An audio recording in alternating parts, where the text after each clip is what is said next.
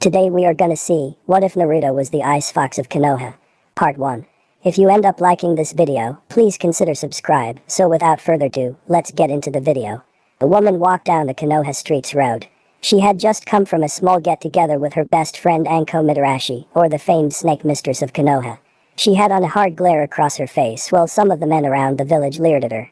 Her gaze was cold, but how could it not be? She hated perverts and the like. She was in her mid-20s, while her red eyes showed the unrelenting coldness. She went by multiple names. People called her the Genjutsu Mistress, the Untouchable Woman, and her personal favorite, the Ice Queen of Konoha. Her name was Kurenai Yuhi, and she was currently walking back to her apartment. She ignored the glances of the male population while she brushed her hair. Sigh, why did I stay out so late with Anko? Man, she can drink. Now I have a headache, Kurenai said as she rubbed her head. She hadn't really drunk so much as her friend since she was never much of a drinker to begin with, but she still felt the after effects of the alcohol. Kurenai continued to walk towards her apartment, while mentally cursing Anko for persuading her to go for a drink with her, but those thoughts were immediately put to rest when she saw a multitude of people come out of a dark alley. She might have been slightly drunk, but even she could get serious even if she was under the influence of alcohol. Kurenai raised an eyebrow as she saw them run away fast, but she also saw that they had weapons in their hands. Kurenai, being curious, walked into the dark alley, and after a few seconds she widened her eyes. She saw a blonde boy around the age of 6 on the ground with his body torn and beaten. Kurenai narrowed her eyes as she carefully flipped him over and slowly checked his pulse. She was so happy he was alive, but just barely. She noticed the whisker marks on his face and widened her eyes again. She was staring at Naruto Uzumaki, or as she knew, the container of the QB no Yoko. Kurenai knew about QB. She remembered how she wanted to fight with her father to stop it from destroying the village, but she and her friends were too young so they couldn't go. It was one of Kurenai's most memorable moments even if she didn't like it. Naruto winced at her touch, but slowly calmed down, while Kurenai clenched her right fist. She might not have seen Naruto that much, but she didn't hold anything to the blonde. More or less she felt sorry for him and having to carry such a burden. He's only 6 and they do something like this. Hokage-sama, is this really the village we all fight to protect? Kurenai wondered as she slowly picked up the blonde boy and walked him towards the hospital. She wasn't about to let him die like this. Kurenai could feel something when she touched him. A small feeling that made her drop her cold gaze for a bit. People watched the Ice Queen of Konoha carry the famed demon brat to wherever she was going, and most scowled and whispered things that didn't fail to enter her ears. Kurenai turned to the people talking and glared at them, making them all shut their mouths while she continued walking. Some people wanted to smack the demon brat out of her hands, but people knew that she might have been a chunin, but Kurenai was quickly gaining a reputation even with amongst the Jonin shinobi, so all the civilians backed off and allowed the woman to run towards her destination. Somewhere else. He was known as a lot of things. He was called the god of shinobi, the professor, and besides the nickname Tsuchikage, he was the oldest Hokage in office to date. His name was Sarutobi Hiruzen, and he was walking down Konoha streets enjoying a nice walk. He was on his way to Naruto's house to check up on the blonde. Sarutobi wondered what he was up to and simply decided to surprise Naruto with his arrival. Hiruzen continued to walk as he greeted the citizens of Konoha before he heard a yell along with a sharp rise in Kai. "What do you mean you won't help him?" Someone yelled and Sarutobi turned around to see the noise came from the hospital that Konoha was slightly famous for. Wondering what the problem was, Sarutobi walked towards the building and hoped that whatever happened he could resolve it peacefully and with no conflicts. He entered the door and saw Kurenai at the front desk, and he was about to intervene, before he looked a little lower, and saw the Genjutsu Mistress holding a beaten Naruto in her hands. Sarutobi widened his eyes and quickly ran to the front desk, surprising both the receptionist and Kurenai at the same time. "Naruto-kun," Sarutobi said as he looked over the passed-out blonde's bruises and injuries. Sarutobi narrowed his eyes and his Kai completely suppressed Kurenai's, making all the staff members drop their things. "Get him a doctor right now," Sarutobi ordered, and knowing how people were with the Hokage, the receptionist quickly agreed, and immediately a small team of medical nin took the blonde and started to heal his injuries, while Kurenai and Sarutobi sat near the window to make sure no one tried anything. With Naruto, which Sarutobi knew might happen, while Kurenai had a woman's hunch that it could happen. As they watched the medics work on Naruto, Sarutobi leaned forward and rested his chin on his arms while looking at the blonde. "What happened, Kurenai?" Hiruzen asked, making his voice strangely calm, but Kurenai knew better. She could tell that Sarutobi was angry, and he was ready to lash out at the first thing that he directed his gaze on. Meanwhile, Kurenai narrowed her eyes and sat in an upright position, as she felt the alcohol leave her body with her becoming more and more sober. "I don't know it all, Hokage-sama.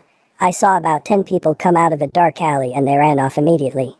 I thought it was strange, so I investigated and saw Naruto on the ground beaten. I rushed him to the hospital. I demanded that they heal him, but people said that they had too many people to take care of and couldn't tend to him at the moment since they were understaffed. But I knew it was a lie, because I saw the other doctors and nurses taking their time and writing documents, so I was angry. Kurenai explained, and Sarutobi gritted his teeth. His hands clenched upon each other as he tried to get his anger under control. Kurenai sighed and turned to Sarutobi. He's only 6. How could they do that to him? Kurenai asked, and Hiruzen wasn't even sure how to answer that question, even if he was called the professor. It's all my fault. I should have watched him better. I can't believe it got to this point, Sarutobi said, and Kurenai sighed. She had been guilty of not paying Naruto much attention either. Where are his parents? Kurenai asked, and Sarutobi shook his head before rubbing the bridge of his nose with his fingers. He doesn't have any. He's an orphan, but I was told how he was treated back at the orphanage, so I tried to see if he would be okay on his own, Sarutobi said, and Kurenai's hair covered her eyes. If one looks closely, they would see that her red eyes showed anger and slight resentment. How was he treated in the orphanage? Kurenai asked, wondering if she would dread that question. Sarutobi sighed, and while they watched the medics work, he told Kurenai the entire story. Needless to say, Kurenai had to keep all of her Kai under control, and not go straight to the orphanage, and put everyone under a fucking strong Genjutsu that would leave them with mental trauma for years. He was only a child as they did all that to him. They isolated him from other kids, they ignored his needs, he was given a pathetic excuse for a bed, and he was barely given any food. This was unacceptable. And you thought it was okay for him to live on his own? He's 6. Kurenai yelled out, shocking Sarutobi. Hiruzen narrowed his eyes and glared at the Chunin woman. There wasn't much I could do at the time. Sarutobi yelled back while Kurenai looked at Naruto. Why couldn't he be adopted by anyone? Kurenai asked, and Sarutobi sighed while looking at Naruto also. They saw the blonde's breathing ease. After a while they calmed down, and Kurenai sat back down looking at the ground. I'm sorry, Hokage-sama, she said, knowing she showed disrespect to her village's leader and her leader as well. Sarutobi gave a small smile and shook his head. No, you're right, Kurenai. The council breathed down my neck about Naruto, and it was hard to come to a solution to it all. I know I probably made the wrong choice, Sarutobi said, and Kurenai mentally nodded in agreement with him, but she could tell he was regretting it. You're the Hokage. If you did something, they couldn't stop you. Don't you know that, Hokage-sama? Kurenai asked, and Sarutobi nodded. He did know that, but he knew that people's hatred was a dangerous thing, and he didn't know what family would be put in that line of fire just for being Naruto's adoptive parents. It's complicated, Kurenai-san, so I'd rather not say, Sarutobi said, and Kurenai was visibly losing her patience as she wanted answers.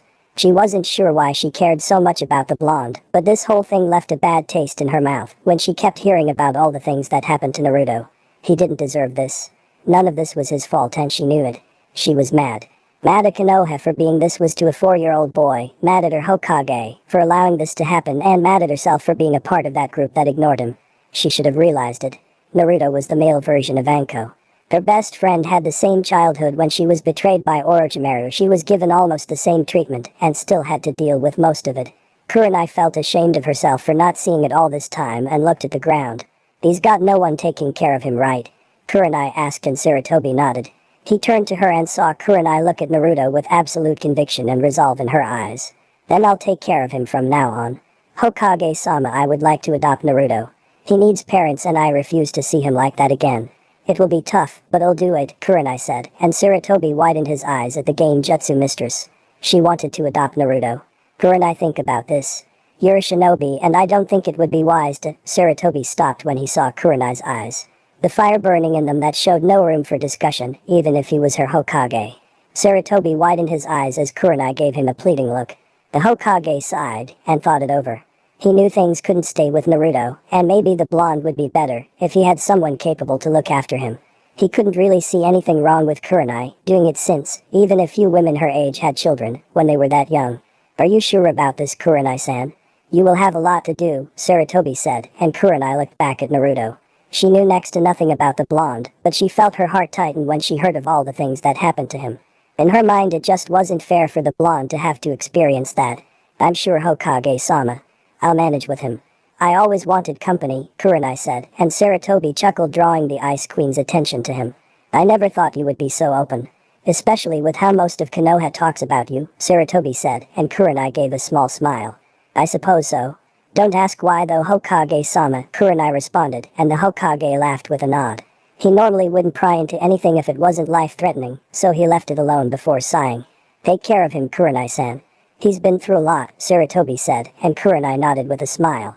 She could honestly say that she was looking forward to having Naruto around. I know he has Hokage-sama, but I'll raise him right, Kurenai said, and Sarutobi nodded. He was sure that Kurenai would do a good job for the blonde. A few hours later, Naruto groaned as he woke up and looked at the ceiling.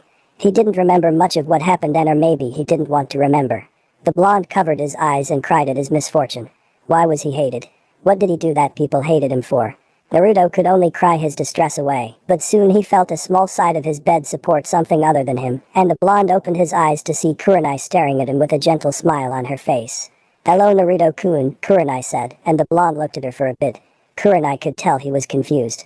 She could understand that much, and she knew he had every right to be confused. Who are you? Naruto asked, and Kurenai continued to smile. I'm Kurenai Yuhi, or if you want you can call me Kasan, Kurenai said, and Naruto seemed even more confused, but Kurenai didn't mind it at all. Naruto-kun, I know what they did to you and I'm sorry you had to go through that. You didn't deserve any of that. Hokage-sama allowed me to adopt you. It might be confusing now, but you'll understand someday. For now I want you to know that I'm here for you, Kurenai said, and Naruto stared at her. He almost couldn't believe his ears when she said that. He almost hoped it wasn't a dream when she spoke to him like that. Why would you want to help me? The blonde asked, and Kurenai was more than happy to respond to his question. Because I care about you. I promise I'm not lying when I say this to you. Trust me Naruto-kun, Kurenai said as she grabbed Naruto into a gentle hug. The blonde seemed stunned by her offer and felt overwhelmed, but at the same time very happy. For some reason he could feel she was telling the truth, and he believed her. It felt good to have someone say that to him after all he had been through. Naruto slowly raised his arms and hugged his new adoptive mother, and cried like it was a dream. Kurenai smiled and let down her cold gaze, since she had no need for it with her new son. Is it really alright if I call you Kasan? I mean our hair color is so different and so are our eyes, and Kurenai placed a finger over Naruto's mouth and simply continued to smile. Don't worry about those details Naruto-kun. You're my new son and I'll take care of you. I might not know a lot, but I know I can help you, Kurenai said, and Naruto smiled. The blonde crashed into Kurenai again and showed his smile to his mother. Hey Kasan, thank you, Naruto said, and Kurenai smiled again. It warmed her heart to see Naruto so happy for a change. Alright then, you get some more sleep. I'll be right in that chair if you need or want me, Kurenai said as she took a chair near the window. Naruto yawned and went back to sleep while Kurenai turned out the lights. She slowly drifted off to sleep also as she folded her arms around her body and plopped one leg over the other in her chair. 2 days later, Kurenai shook Naruto awake, and the blonde groaned as the sun shined on his face while Kurenai took in his appearance. So much happened last night, but she didn't care at all. Wake up Naruto-kun. It's time to go, Kurenai said, and the blonde slowly opened his eyes. He turned to see his adoptive mother in front of him, and Naruto smiled as he yawned. Good morning Kasan, Naruto said, and Kurenai nodded. Good morning Naruto-kun. Are you ready to leave? Kurenai asked and Naruto nodded. He had spent the last 2 days resting his body, and it amazed Kurenai that he was already better, but she knew it was from QB and its healing abilities. Yeah Kasan, I'm ready to leave Databeo, Naruto said, and Kurenai raised an eyebrow at the last word, but it seemed to be kind of cute, so she didn't mind it at all. Alright then, let's get you signed out, Kurenai said as she took her son's hand, and the two left the hospital room. Naruto was more than happy to leave the hospital as he had always hated it there. He felt that they were always out to get him, but he felt much better with Kurenai with him. After signing her son out, Kurenai took Naruto through the village, and almost immediately they drew attention as most of Konoha went wide-eyed. They saw Kurenai, the Genjutsu Mistress and Ice Queen of Konoha, holding the demon's hand with a sure smile on her face. People were stunned at the scene. Some women called Kurenai a demon lover, but it didn't matter at all to the woman. She was happy with her new son. Naruto felt the stares on them, and it unnerved him slightly, as he unconsciously moved behind Kurenai, as if he was trying to hide, making the Genjutsu Mistress smile. Naruto-kun, what are you doing? Kurenai asked, and the blonde gave an embarrassed smile. Everyone's staring at us Kasan, Naruto said, and Kurenai nodded, but she didn't care. Not in the least of what people thought before she smirked. So you care about what they think instead of being with me? Kurenai asked, and Naruto panicked. Then no Kasan, it's just sort of weird, Naruto said, and Kurenai nodded. Well, it won't matter soon. Cause you'll be with me from now on, Kurenai said, and Naruto couldn't help but agree with her. Soon Kurenai's first test came up as a Jonin narrowed his eyes at her and stepped forward. Kurenai and Naruto stopped in front of the man, as the Ice Queen narrowed her eyes at him while he spoke. What do you think you're doing with that thing? The Jonin asked, and Kurenai's gaze got colder, while she tightened her grip on Naruto's hand. The blonde looked at his mother while the citizens of Konoha whispered to each other. 1. Don't you dare call my son a thing, and 2. What I do with my son is none of your business, Kurenai said, shocking everyone who heard her. The Jonin narrowed his eyes even more, while Kurenai pushed Naruto a bit more back behind her. Is that all you wanted to ask? Kurenai asked, making the Jonin mentally curse. She then continued to walk as she passed the Jonin without any more conversation. Naruto widened his eyes as Kurenai dragged him away from the scene. Ah-san, you were so cool, Databeo, Naruto said, making Kurenai smile. That was the only time that someone had complimented her on her intense gaze that she fed people. Thank you, Naruto-kun. Now then, let's head to your new house, then we will get some scrolls, so we can get the things from your old apartment, Kurenai told him, and Naruto nodded, so Kurenai quickened the pace. After 15 minutes of walking, Kurenai took Naruto to a nice apartment that didn't look rundown at all. It looked brand new actually. Kurenai and Naruto climbed up the stairs and came up to her door. Welcome home, Naruto-kun, Kurenai said as she opened the door. Naruto walked inside and gasped. It was nothing like his old apartment. It was larger, had more than one room, and looked amazing. Naruto thought it might have been a dream had he not been experiencing this for himself.